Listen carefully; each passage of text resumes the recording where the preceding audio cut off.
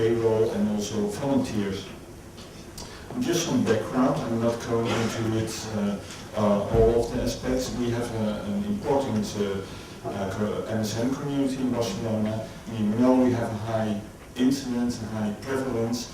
We know the importance of the community of viral loads, the importance of acute HIV infections, and the importance of networking, as Raquel explained this morning in the plenary, which explains that the high incidence in Afro-Americans in the United States, while they have low risk behavior. And then, of course, we are talking about gay men. So there's it's a group which is traditionally oppressed and marginalized, and of course it's a complete denial in education about their sexuality.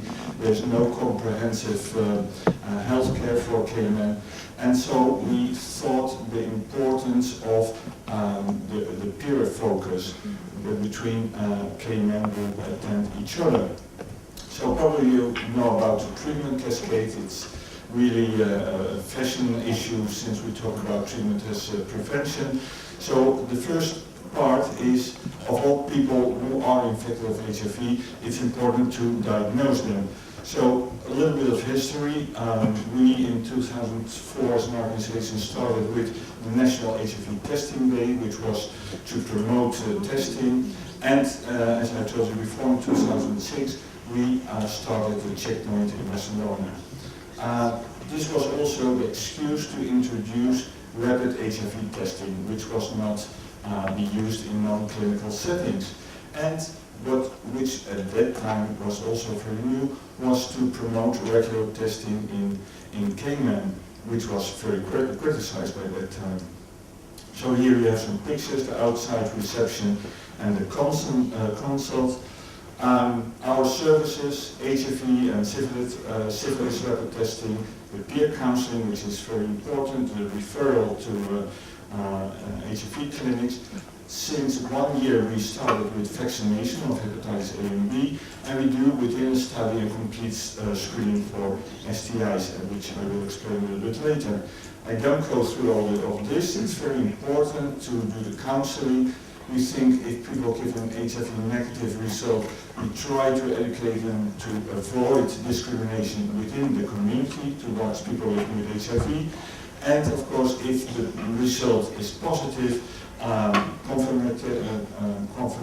confirmation test, we give immediate emotional support, again by a peer, somebody who's living with HIV, and we do linkage to care, which we understand is to make directly an appointment in an HIV unit to take care of the health insurance. Now with the economic crisis, before Spain had a universal system, now a lot of people are getting excluded. So we are working on that also, and we are offering a post-test counseling. So it's when people come back from the hospital with the first results.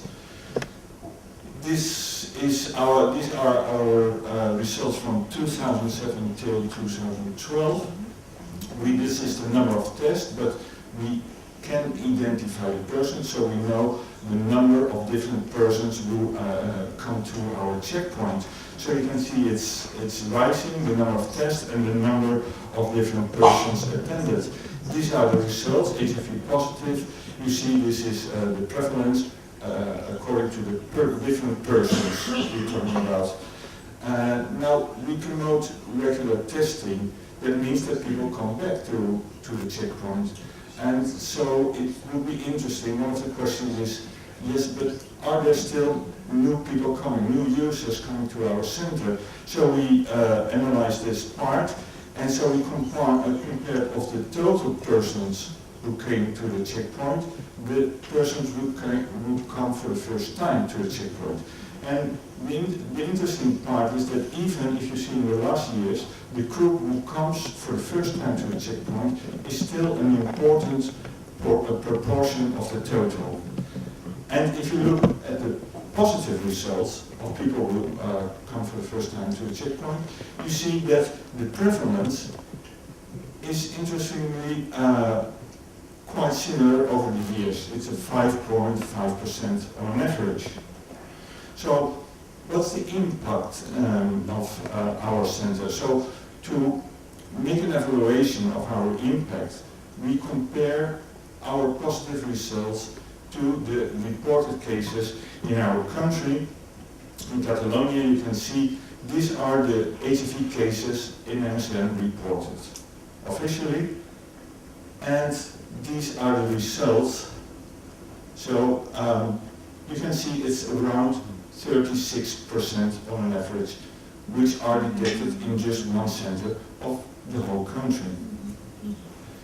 Also, we looked at persons who have a positive result and asked them if they have done an HIV test before. So it's 90% of is this the case. And when the test was done in less than 18 months with a negative result, we see that it gives us 62%, meaning that 3 out of every 5 positive results were almost recent infections.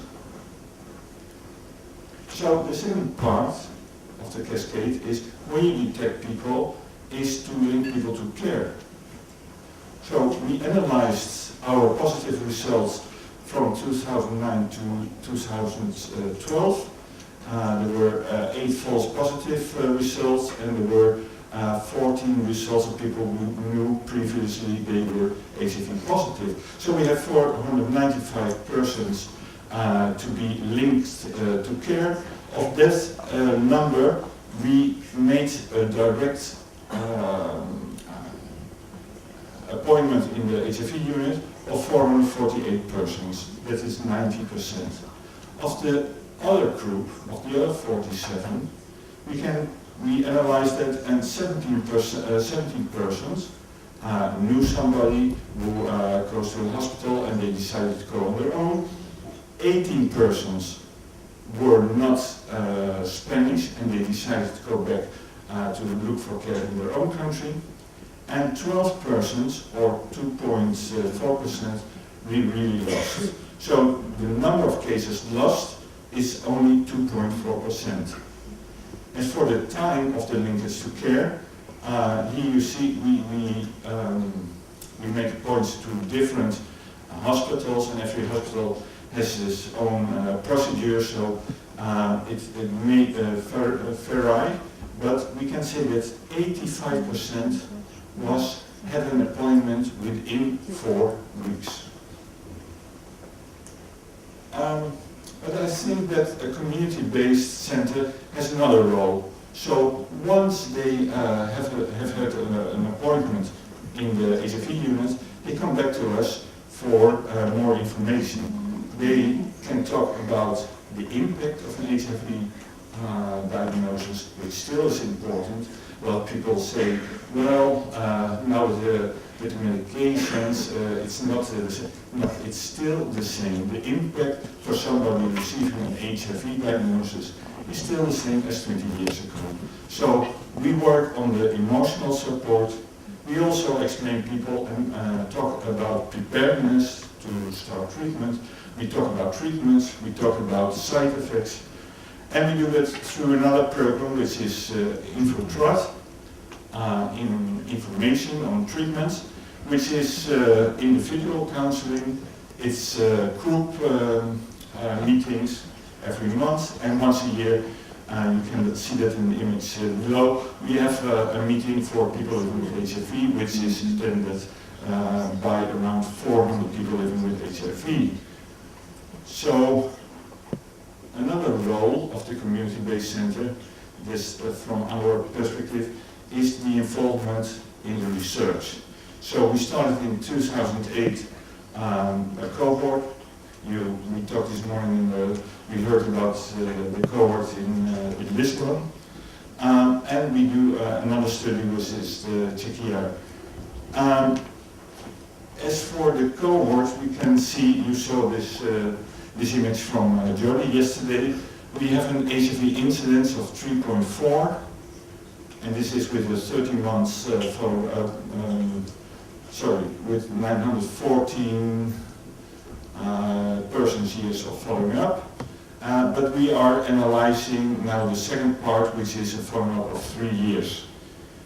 The other study is following 220 persons through 2 years, looking at STIs, basically because a lot of STIs are don't have symptoms.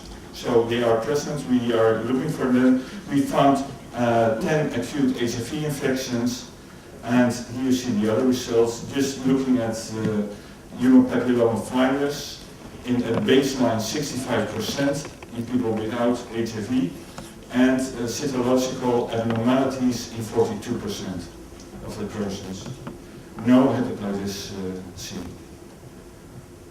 Now, yesterday, Brian Rice told you about the study in the UK, saying, this was the study of Andrew Phillips, telling that HIV incidence wouldn't go down despite testing and treatment. So, of course, testing has a result. You can see the numbers. If you don't testing and treatment, incidence would go up. But the question is, we want to lower the incidence. So we have to talk about combination of prevention. We are talking now. We're not talking about one kind of prevention. We're talking about combinations. And this is from the Lancet, which was presented in the last CROI. We see all the interventions, and one intervention which we still haven't included is the pre-exposure prophylaxis. And as Emmanuel explained yesterday, we know that PrEP is effective as long as people are using it. So the adherence is an important issue. And there is where I see a role for the community-based center. We can get the community involved in getting using the PrEP. But these are the studies which are at this moment ongoing for PrEP in MSN. And you can see most of them are in the US. There's one in France using placebo, and there's one in England. So the best scenario would be that we will able to use PrEP in what? In 5, 6, 10 years. And what does that mean? That doesn't mean that a lot of people will get infected. As we can see, and we should remember, as a community center, as a patient-based organization, where are we coming from? Those days when we didn't have medication, when people were dying, we were talking about smuggling drugs, guerrilla trials, making drugs, using bioclubs. What we can see is that people are going to the hospital to get post-exposure prophylaxis, and they use only a part of the drugs to use it as PrEP. And on the other side, we know that Truvada, the generic drugs, can be produced at €8 a month. €8 a month. That's like less than a package of condoms. So we have to think about those things when we talk about PrEP, because I don't think, and we see a lot of times these figures, that it doesn't move us. It doesn't move us. But it's not normal if you see the prevalence in MSN. This is a global slide. But you can see the prevalence in MSN is higher wherever. I'm finishing. Okay? The prevalence is higher globally. The incidence is between 2 and 5%. Whatever study, you can see it. This is not normal. And that means that if you talk about these numbers of incidents with a small group of people, if you follow them up, that means in 5 years, 23% of the group will be infected with HIV. And in the lower age group, it will be more than 30%. So we're talking about prevention, we're talking about human rights. And just to finish, I want to show this. Ban Ki-moon, he said that all human, he mentioned about the Declaration of Human Rights and said that all human beings are born free and equal in dignity and rights. And he added, all human beings, not some, not most, but all. No one gets to decide who is entitled to human rights and who is not. And I would like to add, no one gets to decide who is entitled to get prevention and who gets not. Thank you very much.